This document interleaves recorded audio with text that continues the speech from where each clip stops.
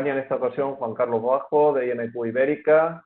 Tenéis por aquí los datos de contacto de IMQ si queréis visitar su web. Ellos son un organismo de certificación relacionados con temas, entre otros, seguridad y salud en el trabajo. Os invito a visitar su web. Posteriormente, también Juan Carlos os facilitará la presentación que llevará a cabo hoy. ¿De acuerdo? Lo digo para que estéis tranquilos. Como ya sabéis, hoy se celebra el Día Mundial de la Seguridad y Salud en el Trabajo y dentro de las actividades que llevamos a cabo en Prevencionar hemos organizado una semana completa de webinars. En primer lugar, pues agradeceros a todos vuestra asistencia, agradecer a IMQ pues el ofrecimiento a participar en esta semana y a trasladar sus conocimientos y experiencias, y a Juan Carlos Bajo en esta ocasión, que será la persona que nos hable de la evaluación del desempeño en la norma ISO 45001. Como hay mucha gente en la sala y hay mucha gente que se va a ir sumando a medida que va avanzando la sesión, las preguntas las dejaremos para el final de la sesión. ¿De acuerdo? A partir de ahora, Juan Carlos, muchísimas gracias. Todo tuyo el micrófono. Muchas gracias.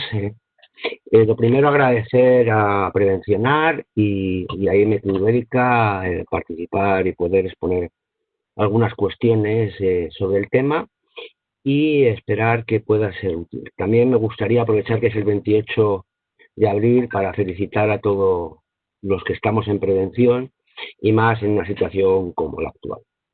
Bien, vamos a hablar de la evaluación del desempeño en la norma ISO 45000.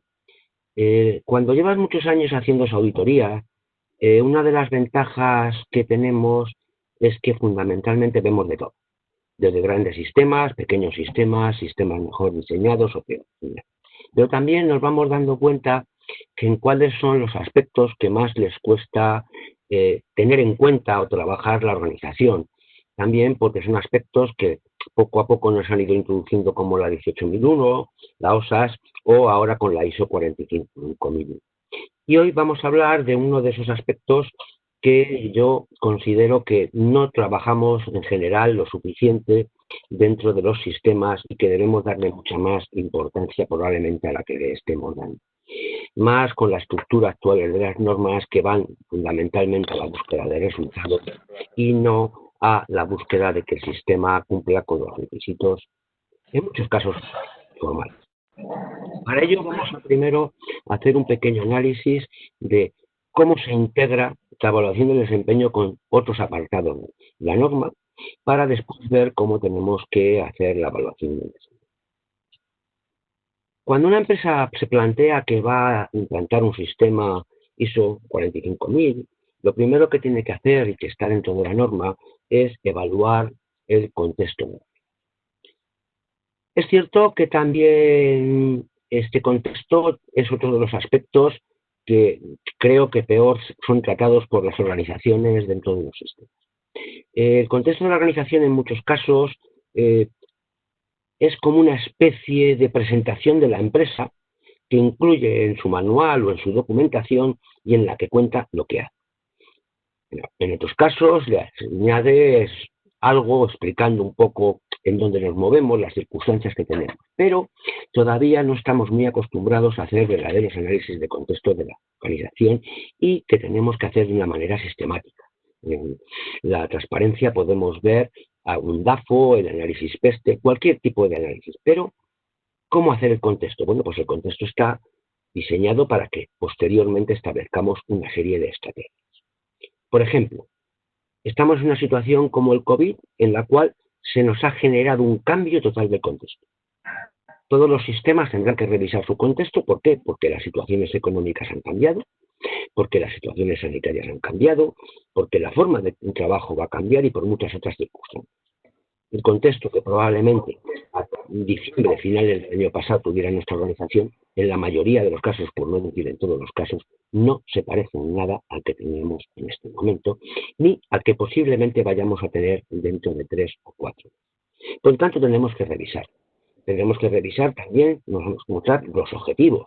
Es decir, por muchos de los objetivos que me había planificado para este año, o bien no los voy a poder cumplir por esta situación, o se me han generado otros objetivos que pueden ser importantes y que por lo tanto van a relevar el cumplimiento.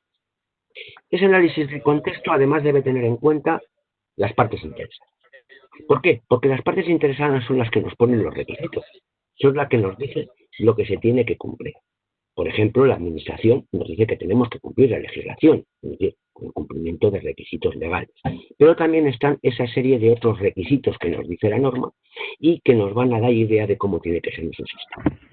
¿Qué nos van a pedir los trabajadores? ¿Qué nos piden los proveedores, las organizaciones empresariales o incluso qué nos piden los clientes? Muchas veces las organizaciones llegan a los sistemas no porque hayan tomado esa decisión por sí solos, sino porque un determinado cliente, un gran cliente, les dice que si no tienen el sistema implantado y certificado para una determinada fecha, no.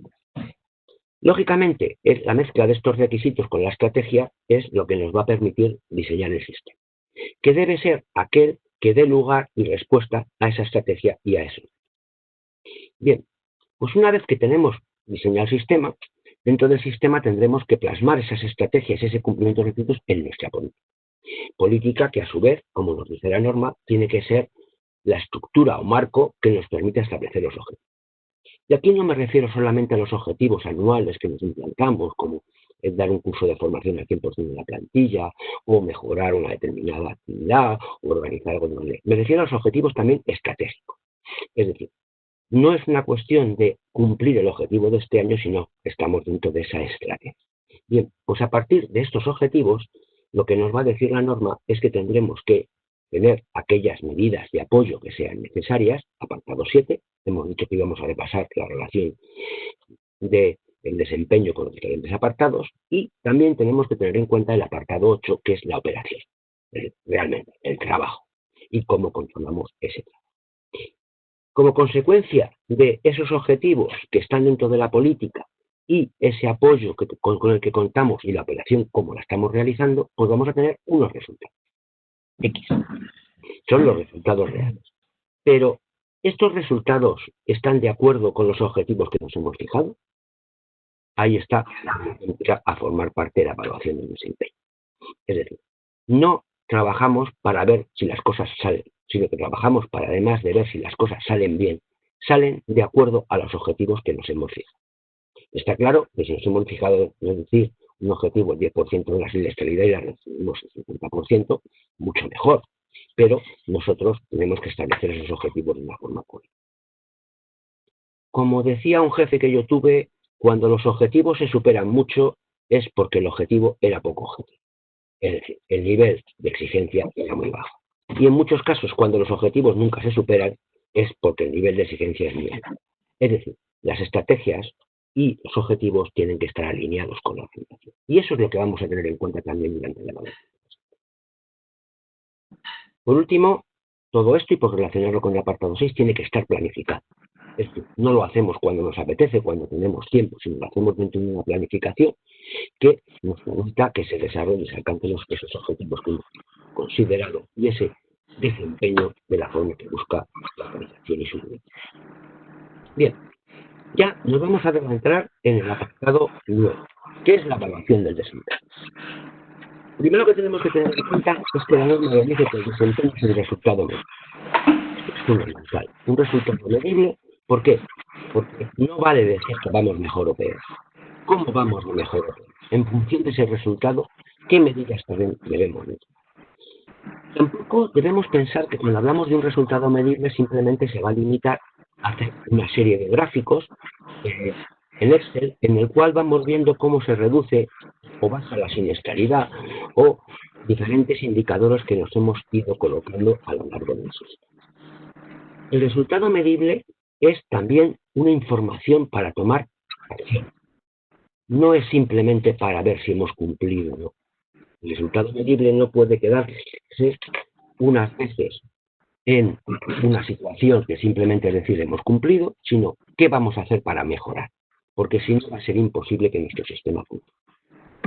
Debemos tener inherente algo siempre en cualquier cuestión que hagamos dentro del sistema, lo que hemos dicho al principio. Implantamos el sistema para obtener todos aquellos resultados que consideremos que queremos obtener. Incluso podríamos decir que cuando medimos el resultado, ese resultado no es una cuestión de decir tiene un buen o mal resultado, sino lo que buscamos es decir si ese resultado es el que esperamos. Podemos tomar una organización con una elevada siniestralidad y queremos reducirla un 20% este primer año porque creemos que con las medidas que estamos utilizando no vamos a conseguir más. Bien, no es que después de haber reducido ese 20% estemos bien, pero sí nos hemos puesto ese objetivo y ese objetivo siempre tenemos que ir bien. Para mí es algo muy importante que hay en las normas desde que apareció el anexo SL o estructura de alto nivel, y es que los sistemas buscan el resultado y no buscan la burocracia ni lo bien que hacemos las cosas, lo bonito que son los gráficos o el número de cuadros de Excel que tenemos. Es decir, no nos cuentan lo que trabaja, sino cuentan lo que consigue. Si un sistema está aparentemente muy bien, pero no consigue resultados y no mejora de forma continua, ese sistema no es el adecuado. ¿Por qué? Porque entonces no estamos consiguiendo nada, estamos estancando. Y si el sistema se queda estancado, la organización se queda estancada y no tenemos mejoras para la seguridad y salud.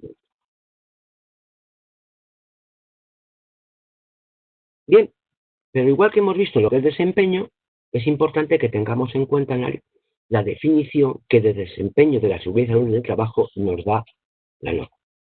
Dice, es el desempeño relacionado, es decir, la medición, el dato relacionado con la eficacia de la prevención de lesiones y deterioro de la salud de los trabajadores, la provisión de lugares de trabajo seguros y saludables. ¿Por qué es importante esta definición? Porque esta definición lleva implícita el sentido clásico de la prevención de riesgo laboral. Centrarnos en eliminar la siniestralidad. E incluyo dentro de la siniestralidad las enfermedades profesionales. Es decir, lo que pretendemos es el clásico accidente externo. Sin embargo, ya en el desempeño, en la norma, incluimos el concepto de la salud. Es decir, ya no solo hablamos de no sufrir daños, nos vamos a un concepto más amplio que es el concepto de la OMS. Es decir, que la salud no es solamente la ausencia de la enfermedad, sino el bienestar físico y psíquico de las personas. Y además hablamos de lugares de trabajo no solamente seguros, sino lugares de trabajo saludables.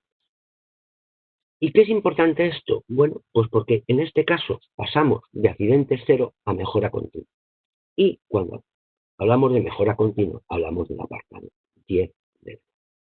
Si nos centráramos en accidentes cero, aquellas empresas que consiguieran tener accidentes cero, bien porque sus medidas fueran muy buenas, o bien porque sus riesgos prácticamente hacen que la probabilidad de accidente sea despreciable, podríamos decir que esas empresas hubieran podido alcanzar su objetivo.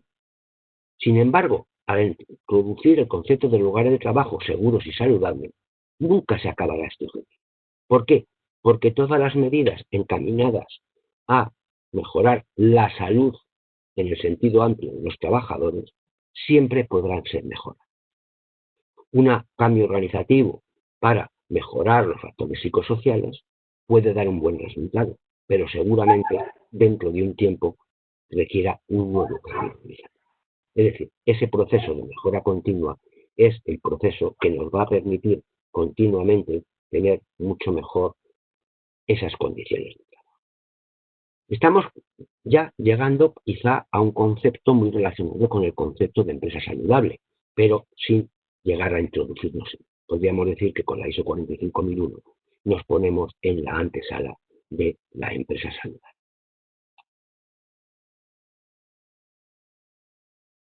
Bien, ¿qué compone el desempeño? El desempeño lo primero es definir qué queremos hacer seguimiento y medir. Podemos hacer seguimiento y medición, podemos establecer indicadores, podemos valorar, trabajar muchísimo en muchos parámetros. Pero al final podemos obtener un cuadro de mando con una información muy exhaustiva de la cual realmente solamente utilizamos muy pocos datos para tomar acción. No tiene sentido hacer seguimiento y medición a todo aquello que no nos aporta una información que nos permita tomar decisiones, o a aquello que su evolución prácticamente se anula en el tiempo. ¿Por qué? Porque si la evolución es nula, no nos está dando información suficiente.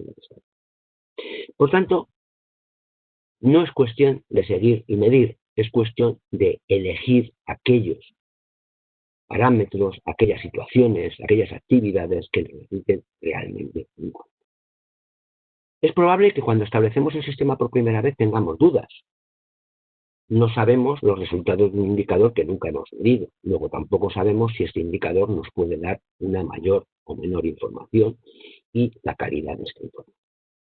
Por lo tanto, al principio, cuando lo diseñamos el sistema, podemos plantearnos una serie de indicadores que son los que creemos que nos son útiles y definimos qué creemos que debemos seguir y medir. De esta manera ya estableceremos un criterio. Según vaya evolucionando la medición, el seguimiento y la medición de esos factores, podremos ir viendo cómo evoluciona. Igualmente, nos puede ocurrir si establecemos un sistema de medición, cada cuánto tiempo tenemos que medir. Bueno, pues tendremos que definirlo. A lo mejor al principio igualmente tampoco tenemos una información importante de cómo fluctúa ese parámetro que vamos a medir, pero cuando llevamos un tiempo nos la puede dar. Y puede ocurrir que dentro de 6 meses, después de establecerlo, nos demos cuenta que no es un parámetro de una medición que nos aporta. Por lo tanto, pasaremos a dejarlo. Es importante, siempre que hablamos de seguimiento y medición, de plantearnos el qué debemos seguir, para qué, cuándo lo debemos hacer, quién será el responsable de ese seguimiento. Y cuando hablo del responsable, hago del el que es responsable de que se siga y de analizar sus resultados, no el que es responsable, por ejemplo, de hacer la medición. Tendremos que diferenciar entre quién mide, quién valora y quién toma medidas. Y por último, cómo vamos a hacer esta medición. Pero tengo subrayado en la transparencia el para qué, fundamentalmente porque creo que es algo de lo que nos olvidamos muchas veces. Como decía, el seguimiento es mediciones para darnos información. Por lo tanto, hay que definir siempre qué información nos debe suministrar ese medición, ese seguimiento y todo lo que estamos. Y si no nos da un valor añadido, dejarlo. ¿Qué vamos a seguir? ¿Qué vamos a valorar? Bueno, pues desde la vigilancia de la salud, las quejas de los trabajadores, los accidentes, los cumplimientos de requisitos legales, las no conformidades, los cumplimientos del sistema a través de indicadores como queramos considerar. Ahí tenemos puesto una serie de cuestiones que nos pueden interesar seguir, pero dependiendo de la organización, su estrategia y los requisitos de sus partes interesadas, tendrá que definir de estos cuáles es los que va a utilizar diariamente, de una manera lógica y coherente. Y ir puliendo esos criterios de seguimiento y de medición a lo largo del tiempo. ¿Y todo esto para qué? Pues para analizarlo y evaluarlo. ¿Y dónde vamos a analizarlo? Aparte de ese seguimiento continuo que hace quien es responsable del indicador, del seguimiento, la medición, fundamentalmente la revisión la haremos con la guía. Y hay un elemento fundamental que vamos a utilizar dentro de los sistemas para el seguimiento y medición, que es la auditoría. Y aquí lo primero que tenemos que tener en cuenta es para qué nos auditan. Probablemente mucha gente dirá, pues para que cuando venga la auditoría de certificación tener una auditoría interna. Bien, pues eso es un grave error. La auditoría interna no es un mero plan. Es decir, hay que tener en cuenta que la certificación lo que pone en valor es al sistema, pero el sistema no requiere de la certificación para funcionar. Por lo tanto, la información podría ser simplemente la información de esa auditoría interna. Bien, pues como no es un mero trámite, también podríamos basarnos un poco en el refrán, los trapos sucios se lavan en casa. Muchas veces, cuando hacemos auditorías de certificación, las no conformidades, observaciones, aunque el auditor las plasma, el auditado las conoce perfectamente. ¿Por qué? Porque conoce su sistema, porque lo ha auditado.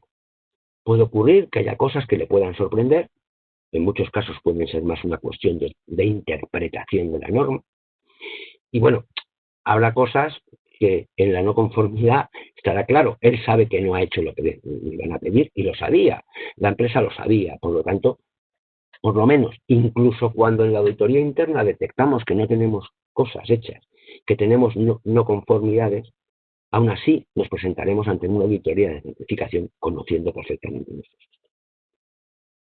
Parece además que muchas veces cuando vemos los informes de auditoría interna, el objetivo es no tener no conformidades en las auditorías. ¿Por qué?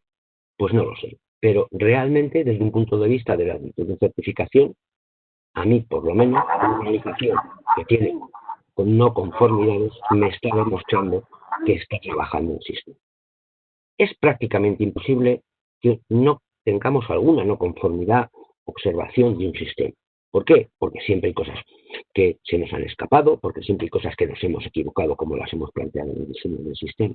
Por lo tanto, la no conformidad no es un elemento de incumplimiento, de que el sistema está mal, que no funciona, sino es un elemento fundamentalmente para la mejora.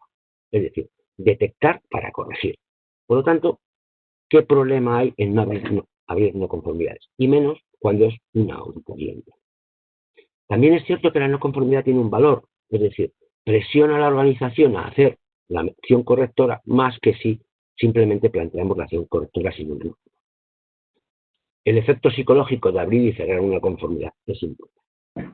Otro aspecto importante que tenemos que tener dentro de los sistemas y que vamos a tener, y que ya que hemos dicho que la auditoría interna es un elemento básico para valorar posteriormente el desempeño del sistema, es que hay que establecer un programa de auditoría. Y aquí es importante diferenciar dos cuestiones muy controvertidas que se mezclan y que muchas veces no sabemos ni el auditado ni el auditor en cuál de ellas nos estamos encontrando. El programa de auditoría lo que pretende es establecer los criterios de auditoría que va a utilizar la propia organización. Nosotros vamos a auditarnos de esta forma, este tipo de auditoría, con estas periodicidades. Vamos a utilizar estos criterios, por ejemplo, criterios de valoración de las no conformidades. Vamos a utilizar los criterios de la norma. Vamos a revisar los aspectos legales. Y lo vamos a hacer con unos auditores que la organización considera deben tener una cualificación. La norma no nos va a decir cuál tiene que ser esa cualificación. Dependerá del tipo de organización, su complejidad, su tamaño, en el cual tendremos que tener en cuenta esa cualificación. Bien, este programa no hay que confundirlo con el plan de auditoría. El plan de auditoría es donde dice qué vamos a hacer durante una auditoría específica y le comunicamos al auditado el horario, los auditores, qué vamos a revisar, etc. ¿Cuál es el problema del programa de auditoría? El problema fundamental del programa de auditoría es que a veces, dado su diseño, está planteado en la norma, y podemos verlo en la 19.011, como algo para una empresa que tiene un número significativo de auditorías al año, que tiene un número significativo de auditorías. Pero eso no quiere decir que cuando somos una organización pequeña, en la cual simplemente vamos a contar con un auditor, no tengamos nuestro programa de auditoría, que simplemente puede ser, me voy a auditar una vez al año con estos criterios y con un auditor que tenga estas cualificaciones. Importante, el auditor no solamente decimos que debe tener las cualificaciones, debe tenerlas. Y a su vez, un aspecto fundamental, complejo dentro de organizaciones pequeñas, es la independencia del auditor de lo auditado. Esta situación en muchos casos hace complejo que en organizaciones pequeñas se puedan hacer auditorías internas, ya que la única persona que podría estar en ese momento capacitada para hacer esa auditoría es el propio técnico de prevención que diseña el sistema, con lo cual no existe esa independencia. De ahí que muchas veces la auditoría interna sea realizada por auditores externos. Es importante que cuando recurrimos a un auditor externo, esta auditoría, aún así, la tengamos en nuestra conciencia como auditoría interna. Es decir, pidámosle que sea exigente. ¿Para qué? Para que nos dé una buena información. Y también es importante otro aspecto a tener en cuenta. Si contratamos a alguien externo para hacer la auditoría interna y hemos definido la cualificación de nuestros auditores, ese auditor externo que hace la auditoría interna tiene que tener como mínimo esa cualificación. Es decir, si yo contrato a un auditor y mi sistema dice que tengo que tener de experiencia mínima haber realizado 5 auditorías en el sector alimentario, el auditor externo tiene que tener como experiencia haber realizado como mínimo 5 auditorías en el sector alimentario. Esto es diferente que cuando voy a hacerme una auditoría de certificación. Allí el criterio que debe cumplir el auditor es de la empresa certificada. Pero en la auditoría interna, el criterio del auditor, tanto sea de plantilla o no, es de la empresa que se va a auditar. Bien, ¿para qué hacemos todo esto? Para tener información, como decíamos. Por eso, no es tan importante quizá formato maquetado del informe. Lo importante es lo que dice el informe, lo que nos va a ayudar a mejorar, las no conformidades que se hagan y el trámite que les vamos a dar a todas. Y además la información que va a utilizar la dirección posterior. Bien, y llegamos a la revisión por la dirección. ¿Y qué es la revisión por la dirección? No vamos a seguir una estructura probablemente como la norma, sino que vamos a analizar lo que es. La revisión por la dirección tiene que buscar la conveniencia del sistema. Es decir, ¿es conveniente, adecuado, concordante el sistema a las necesidades de la organización, a nuestras actividades, a nuestra cultura, al resto de sistemas de gestión, a nuestro negocio? No debemos olvidar que si queremos que se integre la prevención, todo nuestro sistema tendrá que ser coherente con el resto del sistema. Y es un aspecto fundamental a tener en cuenta en la revisión por la dirección. Tenemos que ver también la adecuación, es decir, qué nivel de adecuación y qué nivel de implementación del sistema tenemos. Bien, hemos visto que es conveniente, pues ahora vamos a ver si es adecuado. ¿Y cómo lo podemos ver? Solamente durante la implementación. Cuando diseñamos, creemos que vamos a diseñar lo más necesario para la empresa, pero luego puede no ser así. Y por último tiene que ver la eficacia. Volvemos un poco a lo que hemos dicho antes, es decir, si se alcanzan los resultados previstos. Y es importante la expresión resultados previstos, porque no hay un criterio de cuáles son los resultados que debe alcanzar el sistema. El único criterio sería la mejora continua. Luego, los resultados del sistema es eficaz en base a los resultados que yo me he fijado. Es decir, la conveniencia implica la adecuación del contexto, la adecuación implica una adecuada gestión y la eficacia implica obtener esos resultados. Esto es lo que tiene que analizar alguien. Es cierto que para ello tendrá que utilizar la información de los indicadores, la siniestralidad, las no conformidades, las informes de auditorías, etc. Todo ello es con lo que tiene que hacer la revisión, pero ¿cómo hace la revisión la dirección? Bien, pues lo que más nos encontramos, que el técnico de prevención la prepara y la asume la dirección, es decir, la firma.